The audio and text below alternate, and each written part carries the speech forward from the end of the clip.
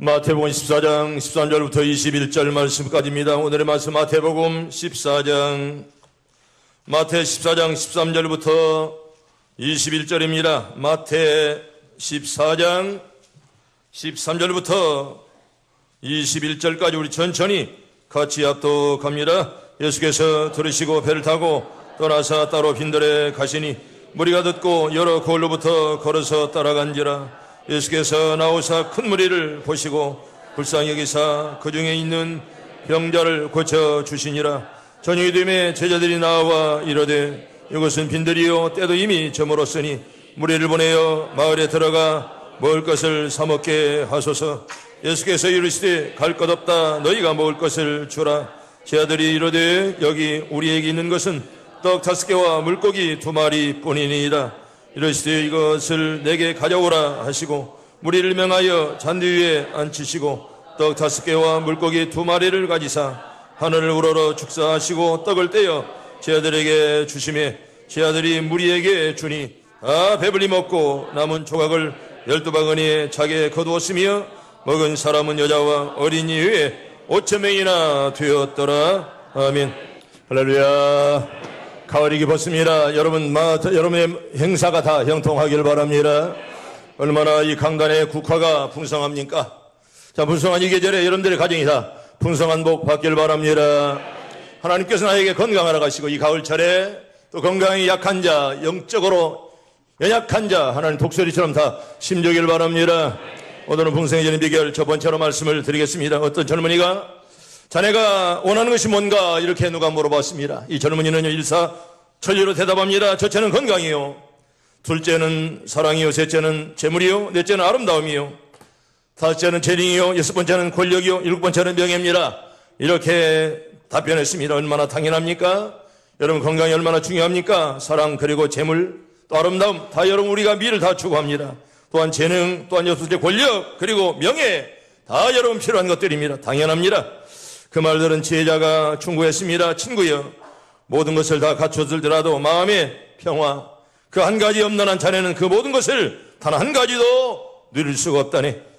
여러분 아무리 건강해도 재물과 아름다움이 넘친다 해도 능력이 있다 해도 세상을 휘어잡는 권력이 있다 할지라도 마음의 평안이 없으면 아무것도 소용이 없다는 것을 우리에게 이렇게 성경은 잘 우리에게 말씀하는데요. 그런 이유 때문에 인생의 가장 귀한 선물인 평화를 선물하기 위해 2000년 전에 예수님이 이 땅에 오셨습니다. 베들레헴 마국간에서 예수님이 탄생했을 때 목자들에게 나타난 천군 천사들의 찬송이 이러했습니다. 지극히 높은 곳에서는 하나님께 영광이요 땅에서는 기뻐하심을 입은 사람들 중에 평화로다. 아멘. 여러분 다 평화가 있길 바랍니다. 여러분들이 평안하시고 올 한 해도 우리 하나님 여러분들에게 기쁨과 은혜 주시길 바랍니다. 여러분 철학자 이제 찰스 브래들리는 이렇게 말했습니다. 브래들리는 말씀했는데 하나님께서 어떤 이의 마음에서 평안을 빼앗으면 온 세상이라도 그를 치료할 수가 없다. 여러분 평안을 빼앗으면 모두가 다 지옥이다 그런 말입니다. 우리 마음속에 평화가 없다면 우리 마음은 지옥이 될 수밖에 없습니다. 그러나 하나님께서 그 심령에 평화를 주시면 온 세상이라도 그 평화를 뺏을 수가 없죠. 왜? 하나님은 평화의 왕이기 때문에 하나님께서 우리에게 평화를 주는데 누가 그런 평화를 빼앗아 가겠습니까? 성도 여러분, 이 평화가 여러분들의 것이 되길 바랍니다. 여러분 평화도 두 가지가 있습니다. 하나는요 우리가 보통 말하는 샬롬, 시브리 말입니다. 따라합니다. 샬롬. 여러분 샬롬은 평화나 이런 말인데 우리가 보통 쓰는 그런 말입니다. 그런데 박스라는 단어가 있습니다. 이것도 바로 평화입니다. 박스는요 로마 사람들이 추구하는 평화에 있는데 물질적인 만족감이나 그리고 법이나 힘으로 정말 이 세상을 평정하는 것을 의미합니다. 그래서 평화를 가져왔다. 이게 바로 박스입니다. 다시 말하면 무기로 그리고 권력으로 그리고 힘으로 그리고 법으로 이렇게 억누르면서 가져오는 평화, 이게 바로 박스라 그런 말입니다. 로마는 이런 평화를 실현하기 위해 온 힘을 다해 넓은 땅을 정복했고요 그리고 지배했습니다. 여러분 로마는 하루도 피 흘릴 날이 없을 만큼 얼마나 많은 사람들이 이 평화 때문에 죽었습니까? 이 박스를 가져오기 위해서 많은 사람들이 죽고 무기를 동원하고 그리고 많은 사람들에게 억압을 가져왔습니다. 그런데 결국 그 힘과 물질에 의해서 로마는 몽땅 한꺼번에 망하고 말았습니다.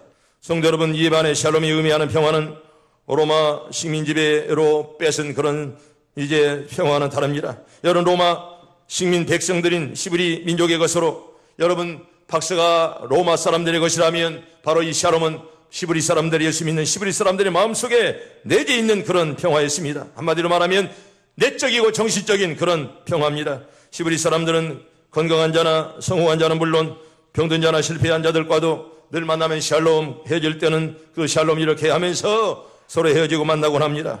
성도 여러분, 오늘날 믿는 자들이 구해야 될 평화는 박스가 아니라 바로 샬롬이요. 아멘. 이런 샬롬 평화가 다 있길 바랍니다. 여러분, 스피노자는 평화란 싸움이 없는 것이 아니라 영혼에서 솟는 그런 기쁨. 여러분, 뭐 전쟁만 없어야 평화가 아니라 마음속에 흘러넘치는 그런 영혼의 그런 기쁨. 아멘. 그런 기쁨이 여러분 샘솟길 바랍니다. 여러분 그 기쁨이 내 마음속에 솟아올라 10월 한 달 내내 샬롬의 평화가 여러분들의 평화가 되길 바랍니다. 여사는가 인사합니다. 샬롬. 여러분 샬롬은 어디 말이라고요? 시브리 말입니다. 그래서 우리는 늘 만나면 샬롬, 헤어질 때 샬롬 하면서 우리가 이 땅을 살아갑니다. 나 여러분들이 오늘 말씀을 준비하면서 여러분들의 가정과 직장 자녀들에게 다 평화가 임하길 바랍니다. 여러분 부모의 소원은요, 누가 말해도 자식이 잘 되는 거죠. 그러죠? 여러분 자식들이 잘 되길 바랍니다. 여러분 자식이 잘못되면 여러분 아무리 별걸 다 해도 여러분 그건 헛것입니다. 여러분 자식이 잘못된다면 아무리 부모가 무엇을 누려도 그 가정은 절대로 평화가 있을 수가 없습니다. 여러분 자식이 잘 되는 거 부모의 소원입니다. 어떤 부모에게 물어봐도 나는 쓰러지고 나는 넘어지고 나는 아무것도 없을지라도 나는 무시할지라도 내 자식만은 잘 되기를 원합니다. 다 그런 소원들을 부모는 가지고 있습니다. 어떤 부모가 그런 소원이 없는 자가 어디겠습니까? 행여나 자녀가 어그러지려고 할 때는 재칙을 가하고 심한 후기까지 할지라도 때리고 할지라도, 그러나 아무리 약한 부모라도 자식이 잘못되기를 바라는 부모는 아마 하나도 없을 것입니다. 어떤 부모라도, 악한 부모도 여러분 자식은 잘 되기를 바라는 것입니다. 여러분 사형수에게도 소원이 있답니다. 여러분 내일 죽을 사형수에게 소원이 있는데 내일 모레 사형받을 사람에게 목사님이 물었더랍니다. 여보세요, 자네에게 한 가지 소원이 있다면 무엇입니까? 이 말을 들은 사형수는 기운차게 대답합니다. 네, 그 소원은 내가 늙어서 주는 것입니다. 그렇게 대답을 했다는 그런 말입니다. 내일 죽을 사람도 자기의 소원은 내가 늙어서 죽어야 되는데 아마 그런 마음으로 사형장에 끌려갈 것입니다. 성도 여러분, 하나님이 주어진 생명 연한을 다 채우지 못하고 불의의 사고로 혹은 원치 않는 병마로 말미암아 내 인생이 망가진다면 얼마나 억울하겠습니까? 나는 여러분들이 저를 포함해서 모든 이들이 이 땅에 살면서 예수 잘 믿고 할렐루야 원 없이 하나님을 잘 섬기다가 주님 오라시는 날 할렐루야 찬송 부르면서 주님 앞으로 영광스럽게 갈 수 있길 바랍니다. 이게 바로 하나님의 큰 축복 아니겠습니까? 이런 복들 다 누리길 바랍니다. 오늘 우리는 이제 본문을 통해 풍성해지는 비결을 배우려고 합니다. 여러분 하나님의 소원이 뭘까? 성경 하나 보고 넘어갑니다. 우리 요한 3서 1장 2절 이게 하나님의 소원 봅니다. 시작. 사랑하는 자여 내 영혼이 잘됨같이 내가 범사에 잘되고 강건하기를 내가 간구하노라. 아멘. 여러분의 영혼이 다 잘되기를 바랍니다. 범사가 잘되기를 바랍니다. 또 여러분 건강하기를 바랍니다. 하나님의 소원 여러분들이, 하나님은 하나라도 여러분들이 잘못되기를 바라지 않아. 여러분 다 하나님이 잘되기를 바라시는데 여러분들의 영혼과 그리고 몸과 그리고 범사가 다 잘되기를 바랍니다. 하나님의 소원은 우리에게 잘되기를 하나님이 원하십니다. 여러분 나는 여러분들이 믿음이 그리고 은혜가 전도가 감사가 기도가 그리고 사랑과 그리고 소망과 말씀과 그리고 재물이 올해 점점 이 가을에 점점 많아지고 풍성해지길 바랍니다. 여러분 우리는 풍성해지는 비결을 오늘 이 시간에 배우려고 하면 저처럼 따라합니다. 드림으로 풍성해졌습니다. 뭐다모로 여러분 할 수 있으면 여러분 잘 드리길 바랍니다. 몸을 드리고 마음을 드리고 물질 드리고 내 정성을 조합해 드림으로 여러분들이 다 풍성한 복을 다 받길 바랍니다. 여러분 드림으로 받는 복, 우리가 드린다는 걸 얼마나 아름답습니까? 저는 지금까지 물론 오후 예배까지 세번 때려도 언제나 주일 예배는 언제나 일부와 이후에는 감사의 헌금을 안 내본 적이 없습니다. 내가 언제나 회의에 가도 언제나 늘 감사헌금을 놓고 내가 갑니다. 언제나 저는 대예배 시간에 감사헌금을 지금도 빼놓은 일이 없습니다. 왜? 하나님께 내가 먼저 마음을 드리고 나는 목사가 나는 말씀을 증거하기 전에 나도 하나님께 내 마음을 드리면서 나도 복받기를 원하기 때문에 주 앞에 드리는 거죠. 할렐루야. 여러분 잘 드리길 바랍니다. 드림으로 풍성해지는 그런 복 얼마나 아름답습니까? 오늘 본문에 보면 이곳은 빈들이라 이렇게 말합니다. 여러분 1절에 보면, 우리 13절에 보면 예수께서 들으시고 배를 타고 떠나서 따로 빈들에 가셨다 이렇게 말합니다. 예수님께서 때때로 이렇게 배를 타고 말씀을 전개했고, 그리고 빈들에서 걸어서 얼마나 많은 사람들에게 말씀을 전했습니까? 14절에 보면 큰 무리를 보시고 이렇게 말합니다. 큰 무리가 주님을 따라다녔습니다. 그런데요, 저녁이 되었습니다. 그런데 빈들이라 먹을 것이 하나도 없습니다. 제 아들이 말합니다. 예수님, 여기는 빈들이라 먹을 것이 하나도 없습니다. 여러분, 이 사람들에게 마을에 가서 먹도록, 이렇게 사 먹을 것을 먹도록 이렇게 요청을 합니다. 그때 우리 주님께서 뭐라고 말합니까? 갈 것 없다 너희가 주어라. 여러분, 쟤들이 뭐가 있습니까? 그런데 우리 주님께서 하시는 말씀이 갈 것 없다 너희가 주어라, 그렇게 말하면서 우리에게는 아무것도 없습니다. 떡 몇 개? 5개와 물고기 2마리밖에, 어린아이에게 그런 것밖에 없습니다. 이걸 가져오라, 이렇게 말씀하셨는데, 그 잔디에 단쳐 놓으시고 하나님께서 이렇게 우리 주님은 하나님이자 인간 아니겠습니까? 이렇게 하늘을 우러러 기도하시고 또 떡을 쟤들에게 나누어 줬는데 다 배불리 먹고 12왕류가 남았고, 그리고 먹은 사람이 여자와 어린이 외에 몇 명이요? 5,000명이나 먹었더라. 할렐루야. 이런 기적이 여러분들에게 있길 바랍니다. 여러분, 이렇게 온 사람들이 배불리 먹고, 그리고 12광주리를 남게 만들고요, 그리고 여러분 여자와 어린이 외에 5,000명이나 되었다. 여러분, 여자와 어린이까지 합하면 얼마나 많은 사람들이 먹었더냐, 그런 말입니다. 여러분, 빈들이기에 여러분 아무것도 없습니다. 가진 것이라고는 방금도 말씀했건만은 물고기 2마리, 보리떡 5밖에 없었더라, 그런 말입니다. 여러분, 오병이어 별것 아닌 어린아이가 가지고 있던 오병이어를 주님께 드렸을 때 엄청난 이적이 나타났다, 그런 말이죠. 할렐루야. 이런 기적이 여러분들의 가정에 오래 꼭 있기를 바랍니다. 하나님께 드림으로 내가 이렇게 복을 받았노라. 여러분, 두 번째는 열왕기상 11장 우리 16절 17장 16절 천천히 봅니다. 시작. 여호와께서 엘리야를 통하여 하신 말씀같이 동의 가루가 떨어지지 아니하고 병의 기름이 없어지지 아니하니라. 아멘. 따라합니다. 동의 가루가 떨어지지 아니하고 병의 기름이 없어지지 아니하니라. 여러분, 이런 기적들 여러분 다 맡기고 원하시면 아멘. 기적들이 다 있길 바랍니다. 통의 가루가 떨어지지 아니하고 병의 기름이 없어지지 아니했노라. 여러분 사르밧 과부의 사렙다 과부가 받은 축복을 우리에게 성경은 잘 말씀을 합니다. 여러분, 그 당시에 엘리야는요 참으로 어려운 시대를 살았습니다. 여러분, 어려운 시대, 정말 힘든 그런 시대, 오늘날도 우리가 잘 산다 그러지만은 나라가 참 어렵습니다. 어려운 시대를 엘리야가 살면서 말씀을 전하고 하나님 말씀을 가는 곳마다 전했습니다. 참 어려운 시대를 엘리야가 그 당시 살았는데요, 특별히 이제 엘리야는 디앱 사람이었습니다. 야곱강에 가까운 곳에 살았는데, 여러분, 야곱이 밤새도록 기도했지만은 기도했고 응답을 받았던 그 장소, 천사의 환도뼈를 무너뜨린 바로 그 장소, 바로 야곱강변에 있던 조그마한 동네 디셉 마을에서 이제 자랐습니다. 지금으로 하면 촌입니다. 촌. 아주 초락에서 살았던 그런 분이었습니다. 평생에 하나님 부름받고 하나님의 종이 되었건만은 여러분, 유명한 그 악한 아합과 이세벨이라는 사람 말입니다. 어쩌면 엘리야와 아합과 이세벨은 악연 중에 악연했습니다. 만나서는 안 될 만한 사람이 서로 만나서 얼마나 많은 고통을 엘리야가 겪었습니까? 그래서 하나님의 종이 불의 사자가 그리 시냇가에 숨어서 살았습니다. 때때로 배고플 때는 하나님께서는 까마귀를 보내어서 무엇을 보냈죠? 떡과 고기를 엘리야에게 보내서 먹게 만들었고요. 그래서 절대로 굶지 않도록 그렇게 만들었습니다. 여러분, 사르밧 과부는 헬라말로 사렙다 과부라 그런 말입니다. 사렙다와 사르밧은 같은 말입니다.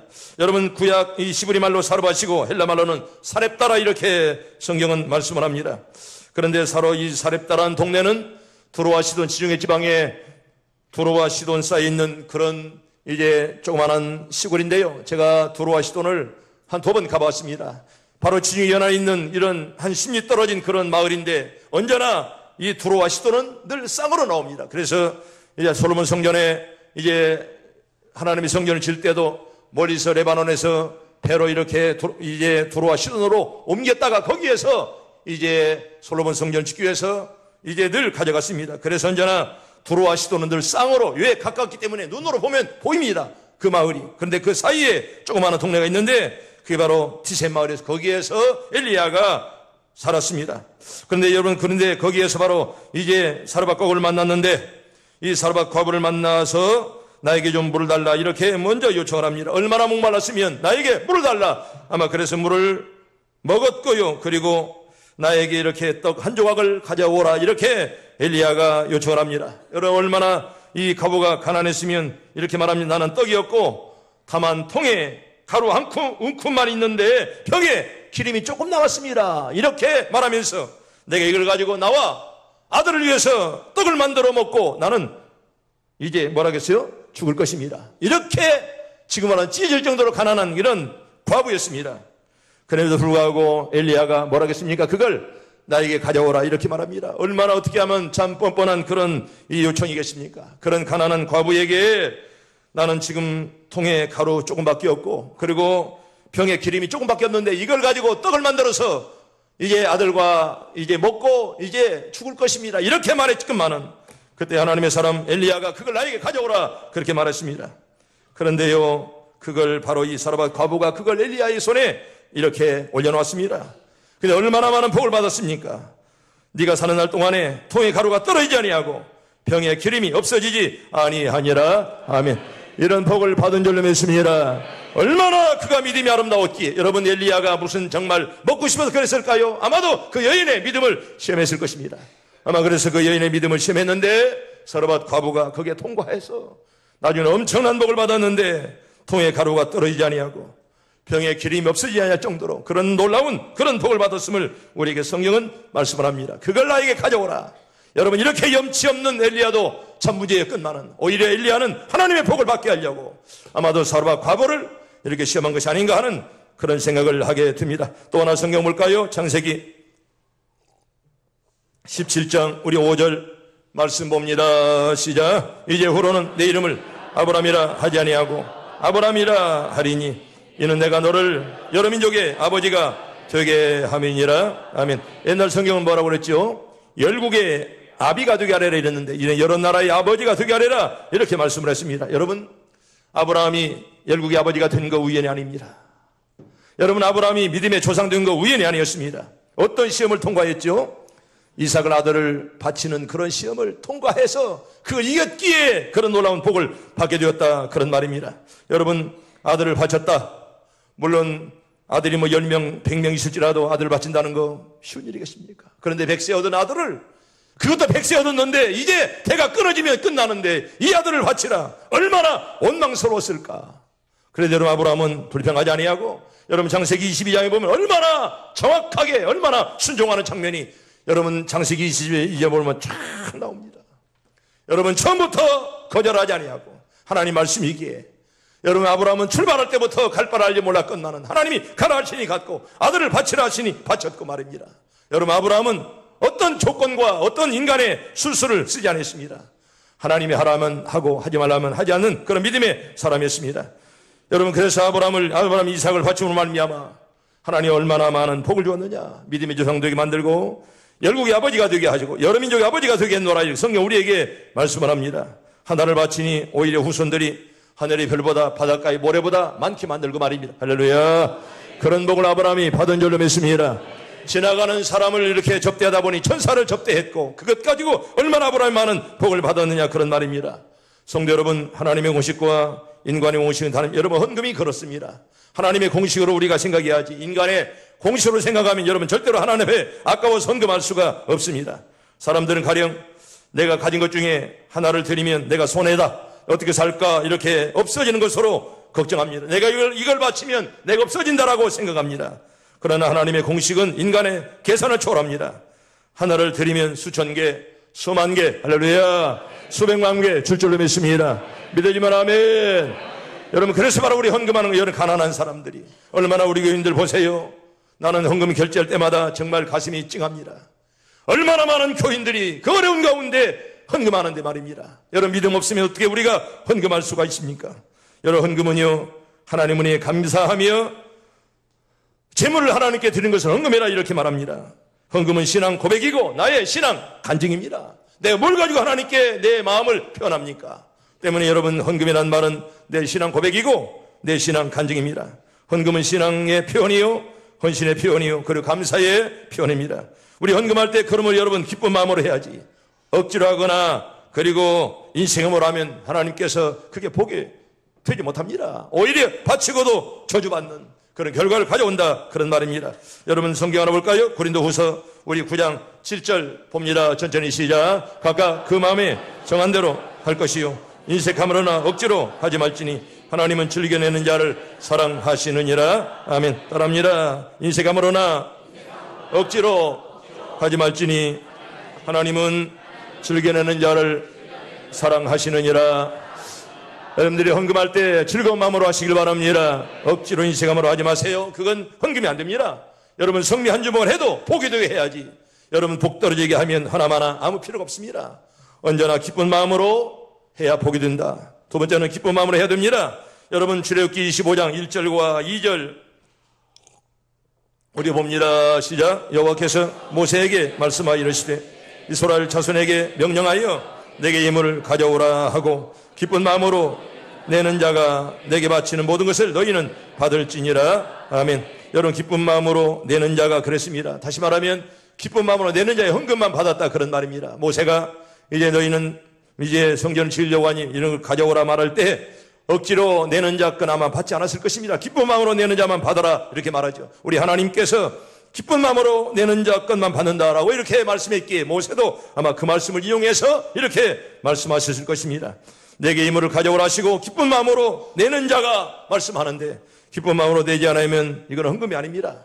이건 돈이지 절대로 헌금이 아니다, 그런 말이죠. 여러분 그러나 늘 하나님께 드릴 때는 최상의 것으로 우리가 늘 드려야 됩니다. 여러분 구약시대에 하나님께 드리는 소 그리고 양 그리고 여러분 이런 것들은 보면 가만히 보세요. 뭐 다리를 절거나 얼룩얼룩한 점이 있거나 병든 것들 여러분 절대로 드리지 못하도록 규정되어 있습니다. 하나님께 드릴 때는 여러분 깨끗한 거 좋은 것 드려야지. 병든 거 그리고 이렇게 절룩거리는 거 이렇게 점들이 많은 거 이런 것들을 드리지 못했습니다. 이게 바로 율법으로 규정되어 있었습니다. 헌금은요 숫자의 문제가 아니라 은혜와 사랑에 대한 보답의 정신 문제입니다. 여러분 이렇게 헌금은요 어쩌면 숫자의 문제가 아니라 내 마음이 어떤 마음이냐 하나님이 그 마음을 본다는 그런 말입니다. 우리 마가복음 14장에 보면 베다니 시몬의 집에서 값진 향유를 가지고 예수께 와서 옥합을 깨뜨렸던 여인 보세요. 마리아. 여러분 그 있는 정성을 다해서 옥합을 깨어서 그 비싼 것을 가지고 깨어서 주의 발등상을 닦았던 마리아의 그 눈물.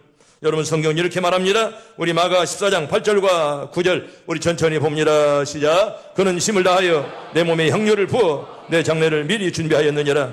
내가 진실로 너에게 이르노니 온 천하에 어디서든지 복음이 전파되는 곳에는 여자가 행한 일도 말하여 그를 기억하리라 하시니라. 아멘. 따라합니다. 온 천하에 어디서든지 복음이 전파되는 곳에는 여자가 행한 일도 말하여 그를 기억하리라. 우리 교인들 이런 복된 종들 많이 나오기를 바랍니다. 얼마나 이 여인의 행정이 귀했으면 복음이 전파되는 곳마다 이 여인의 행적이 많은 사람들에게 기억되리라. 이렇게 성경에 기록해 놓고 있습니다. 이게 바로 헌금입니다. 억지로 하는 거, 인색함으로 하는 거, 사람들 보라고 하는 거 이게 헌금이 아닙니다. 여러분 헌금은 정신 문제입니다. 힘을 다해서 했다는 것입니다. 힘을 다해서 하나님 볼 때 힘을 다했다는 거예요. 사람 볼 때 힘을 다한 것이 하나님이 볼 때 이 여인은 힘을 다했노라 이렇게 말씀을 합니다. 여러분 누가복음 21장에 보면 어떤 한 과부가 두렙돈을 넣는 것을 보시고 여러분 크게 칭찬했잖아요. 그리고 주님께서 말씀하십니다. 이 과부는 어려운 가운데서라도 자기의 있는 생활비 전부를 넣느니라. 부자들이 이렇게 돈을 냈건만은 그걸 칭찬하지 아니하고 오히려 가난한 여인이 두렙돈 가장 적은 돈이었건만은 그걸 낼 때 우리 주님이 얼마나 칭찬했습니까? 우리 요한복음 이제 누가복음 21장 1절부터 우리 4절 우리 천천히 같이 봅니다. 시작. 예수께서 눈을 들어 부자들이 헌금 넣는 것을 보시고 또 어떤 가난한 부자가 두렙돈 넣는 것을 보시고 이러시되 내가 참으로 너희에게 말하노니 이 가난한 과부가 다른 모든 사람보다 많이 넣었도다. 저들은 그 풍족한 중에서 헌금을 넣었거니와 이 과부는 그 가난한 중에서 자기가 가지고 있는 생활비 전부를 넣었느니라 하시니라. 아멘. 우리 하나님께 드릴 때 여러분 최선을 다하기를 바랍니다. 정성을 다하시고 언제나 하나님 앞에 보실 때 인색하거나 또 억지로 하는 그런 헌금 없도록 우리 마음을 하나님이 지키시고 오늘 또 하나님께서 우리 예배를 받아달라 여러분 기도하시고 나는 여러분들 예배 시간마다 영혼들이 다 춤추기를 바랍니다. 따라합니다. 예배할 때 내 영혼이 춤추게 하시고 찬양할 때 내 영혼이 기쁘게 하시고 기도할 때 내 영혼이 회복되게 하옵소서. 여러분들의 영혼들이 다 회복되기를 바랍니다. 하나님의 잘못된 거 그리고 복잡한 것들 여러분 해결하지 못한 것들 예배 시간마다 여러분 다 해결받으시고 나는 예배 시간마다 승리하면 한 주간도 여러분들 다 승리할 줄로 믿습니다. 예배 시간에 승리 실패하면 다 실패합니다. 두 번째로 어떻게 여러분 풍성해졌습니까? 따라합니다. 순종함으로 풍성해집니다. 첫째는 뭐라고요? 들음으로 풍성해졌고 두 번째는 순종함으로 풍성해졌다 이렇게 우리에게 말씀을 하십니다. 우리 먼저 성경 본문 봅시다. 우리 15절과 16절 우리 한 번 더 봅니다. 시작. 저녁이 되매 제 아들이 나와 이르되 이곳은 빈들이요 때도 이미 저물었으니 무리를 보내어 마을에 들어가 먹을 것을 사먹게 하소서. 예수께서 이르시되 갈 것 없다 너희가 먹을 것을 주라. 아멘. 따라합니다. 갈 것 없다 너희가 먹을 것을 주라. 여러분 인간의 생각으로 여러분 절대로 제대로 줄 수가 없습니다. 그래도 우리 주님은 갈 것 없다 너희가 주어라. 그래서 순종했는데 그것이 이렇게 5,000명을 먹이고도 얼마나 많은 이제 부스러기가 남았더냐 그런 말입니다. 성도 여러분 하나님의 공식은 우리가 절대로 헤아릴 수 없습니다. 인간의 생각으로는 우리가 아무리 재고 계산할지라도 여러분 그것까지 우리가 하나님의 복을 받지 못합니다. 여러분 요한복음 2장에 보면 갈릴리 가나에 혼인 잔치가 있었습니다. 나사렛 동네 저와 성지순례를 가신 분들은 나사렛 동네를 들렸다가 이 가나안 이제 가나라는 동네에 들어갔습니다. 아마 거기에서 포도주를 맛본 분도 계시고 아마 제 기억에도 포도주를 샀었는데 가나에 가면 포도가 많습니다. 그래서 맨 먼저 가나 혼인잔치 우리 주님이 이 땅에 오셔서 맨 먼저 했던 이적이 바로 혼인잔치였습니다. 그래서 바로 가나에 가면 이제 많은 목사님들은 거기에서 포도주도 사서 또 교회에 가져와서 성찬식도 거행하고 또 가나에 가면 바로 여기 주님께서 행했던 첫 번째 이적이 바로 결혼잔치 가나에서의 이적이었습니다. 때문에 가나에는 굉장히 많은 사람들이 이제 관심을 가지고 있습니다. 우리가 가나에 갔을 때 그 동네를 말씀하는데 그런데 혼인잔치는 지금도 나라들마다 굉장히 성행합니다. 우리나라도 혼인잔치가 많지 않아요. 또 다른 나라에 가면 어떤 나라는 3일, 4일, 5일씩도 하고요. 어떤 나라는 밤새도록 이렇게 혼인잔치를 하는 것을 많이 봅니다. 근데 이스라엘 나라는 물이 없기 때문에 포도주가 바로 음료수입니다. 그래서 포도주가 굉장히 이렇게 흥청망청 많이 돕니다. 그런데요, 잔치를 계속하는데 포도주가 떨어졌습니다. 여러분, 포도주가 떨어졌다는 말은 흥이 끊어졌다는 말이고, 이제 주석에 보면 잔치하다가 포도주가 떨어지면 법적 소송 가져간다는 그런 얘기가 써 있습니다. 그만큼 포도주가 중요하다 그런 말입니다.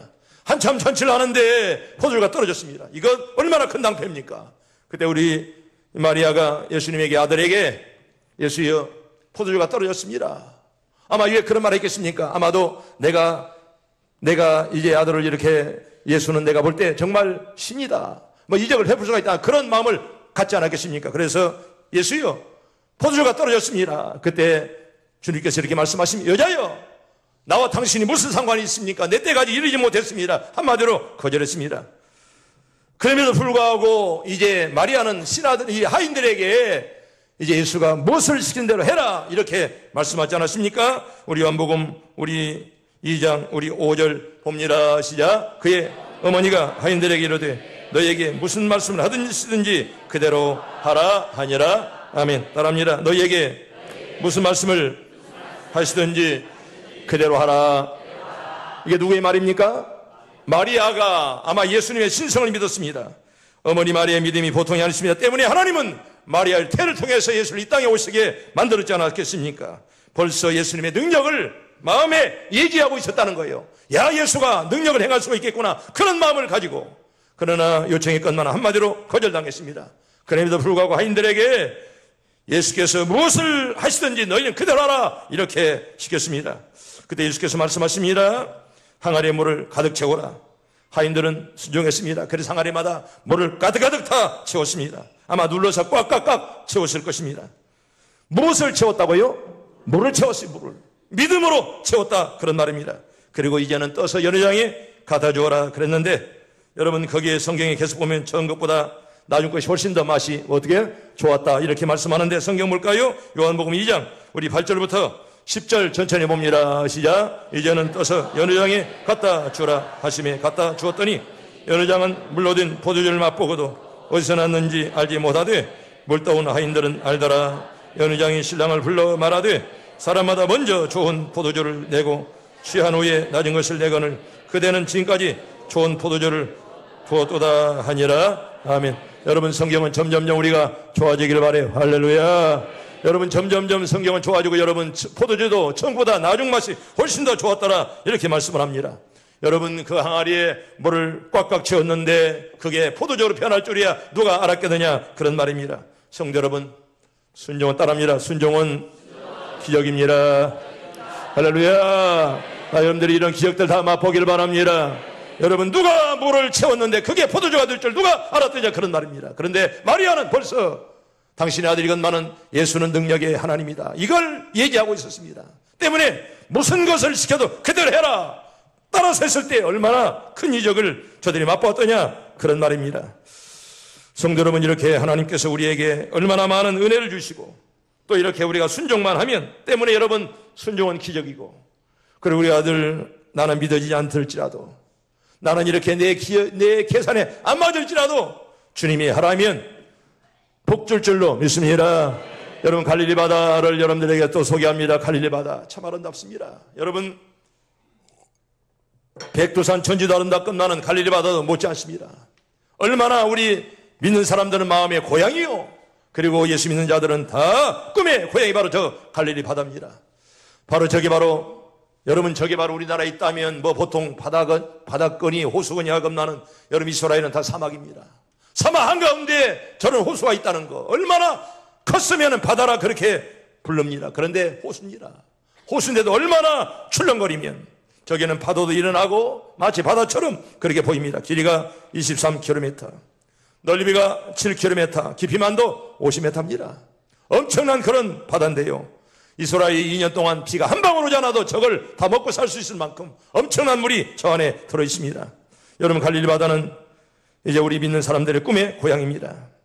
여러분, 베드로가 잔뼈가 굵은 곳이고 우리 예수님이 갈릴리 바다 중심으로 이제 말씀을 증거했고, 우리가 여러분 갈릴리 바다 가서 배를 탔지 않아요? 나와 성지순례 갔던 분들은 예쁜 새들 노래하는 아름다운 갈릴리, 우리 주님 어리실 적 감사 기도 드리던 곳, 갈릴리야 갈릴리야 너의 이름 아름답다 소리 높여 노래하자 아름다운 갈릴리. 여러분, 1988년 5월 30일이 뭔 날이라고요? 내가 갈릴리 바다에서 잔날이요, 그날이. 내가 하나님의 은혜를 3번 갔지만 88년도 5월 30일 날 텔아비브 공항에서 이제 비행기를 내려서 거기에 차로 달려가는데 굉장히 멉니다. 도착하니 밤 12시입니다. 밤 12시에 베드로가 잡은 고기를 먹고, 그리고 그 당시 선교국장 우리 해군 군유감을 지냈던 전동시 목사님 저와 함께 배를 타고 새벽 2시에 갈릴리 바다를 나간 일을 저는 지금도 기억합니다. 여러분, 갈릴리 바다는 우리 주님께서 공생애를 정말 여기를 빼놓고는 말할 수 없습니다. 제자들을 부르시고 또 말씀을 증거하시고 이 갈릴리 바다 중심으로 말씀을 증거했습니다. 그런데 여러분, 누가복음 5장에 보면 베드로에 관해서 소개하는데, 여러분, 베드로는 어부입니다. 어릴 때부터 고기 잡는 일에는 최고였습니다. 누가 뭐래도 고기 잡는 데는 바로 베드로가 명수입니다. 그런데 그날 밤에 그물을 던졌건만은 밤새도록 한 마리도 잡지를 못했습니다. 그때 우리 하나님 주님께서 말씀하십니다. 너는 이제 깊은 데로 가서 그물을 내려라. 여러분, 인간의 생각으로는 깊은 데는 고기가 없다고 합니다. 그럼에도 불구하고 베드로는 주님의 말씀을 의지하고 깊은 데로 가서 그물을 내렸습니다. 여러분, 성경 볼까요? 누가복음 5장 5절부터 7절. 우리 내가 이 말씀을 쭉 말씀했는데 말씀을 기억하면서 우리 천천히 이 말씀을 같이 봅니다. 시작. 시몬이 대답하여 이르되 선생님, 우리들이 밤이 새도록 수고하였으되 잡은 것이 없지만은 말씀에 의지하여 내가 그물을 내리이다 하고, 그렇게 하니 고기를 잡은 것이 심히 많아 그물이 찢어지는지라. 이에 다른 배에 있는 동무들에게 손짓하여 와서 도와달라 하니 그들이 와서 2배에 처음에 잠기게 되었더라. 아멘. 따라합니다. 말씀에 의지하여 내가 그물을 내리이다. 여러분, 얼마나 많이 고기를 잡아서 그물이 어떻게 됐다고요? 여기 찢어져 그런데 살은 찢어진 것입니다. 얼마나 많이 잡았으면 찢어졌다. 그래서 다른 배에 있는 동무들에게 손짓하여 와서 도와달라 하니 그들이 와서 두 배 체험에 잠기게 되었더라. 아멘. 따라합니다. 두 배의 체험에 잠기게 되었더라. 만선의 축복 안 하겠습니다. 이런 복들 여러분 다 받길 바랍니다. 만선의 축복 여러분, 풍성의 그런 복. 얼마나 많이 잡았으면 찢어질 정도로 이렇게 많은 고기를 잡았다. 그런 말입니다. 여러분 순종했기에, 아멘. 여러분 다 순종하길 바랍니다. 여러분 잔머리 굴리면, 나는 교회에서 목회하면서 잔머리 걸린 사람들 제일 싫어요. 잔머리 굴리고 교만하고 말입니다. 응? 지가 뭐 별것도 아니면서 마치 그냥 신령한 것처럼 행세하고 말입니다. 나는 그런 걸 제일 싫어해. 난 지금까지 목사 된 지 40년, 강단에서 산 지 벌써 50년이 다 되지만, 내가 여기서 뭐 내가 하나님의 무엇을 받았다, 내가 보았다, 이런 말을 내가 한 번도 한 일 있습니까? 내가 설령 보았어도 그런 말 안 해요. 부끄러웠어. 여러분, 조금 교회 나와서 기도 좀 조금 하는 척하고 내가 무엇을 보았다느니, 뭐 받았다느니, 여러분, 그런 말 하지도 마요. 아직 모자라서 그래, 모자라서. 여러분, 내가 목사 된 지가 몇 년이에요. 여러분, 그런 말을 한다면 아마 신령하다고 그럴 거야. 그런 말 들어서 못합니까? 응? 그런 말 들으려고 그런 말 합니까? 여러분, 바울 사도는 30일 전에 들어가서도 입을 벌리지 않았어요. 이제 좀 모자란 것들이 조금 기도하는 척 해가지고 보았다고, 내가 보았다느니, 들었다느니. 여러분, 그런 말 하지도 마세요. 우리에게는 그런 사람 없길 바라요. 여러분, 그건 신앙이 아니에요. 그건 신비주의지. 물론 여러분, 성경은 다 신비의 책이건만은 신비주의가 되면 그 신앙은 망하는 거예요. 내 판단보단도, 내가 본 것보단도, 내가 들은 것보단도 여러분 말씀에 의지하길 바랍니다. 말씀에 의지해야지. 말씀을 떠나서 말입니다. 지가 보았으면 뭘 봤습니까? 들었으면 뭘 들었어요? 함부로 까불고 말입니다. 응? 되지도 못하면서 된 척하고 이러면 하나님 절대로 함께하지 아니하십니다. 나는 이 가을철에 여러분 베드로의 배가 말씀에 순종해서, 여러분 고개를 누가 더 잘 잡겠어요? 예수님보다 훨씬 더 베드로가 잘 잡잖아요. 그럼에도 불구하고 말씀에 의지해서 그물을 내렸더니 두 배의 체험에 얼마나 많은 고기를 잡았더냐. 아멘. 이런 복들이 다 임하길 바랍니다. 이런 풍성함이 함께하길 바랍니다.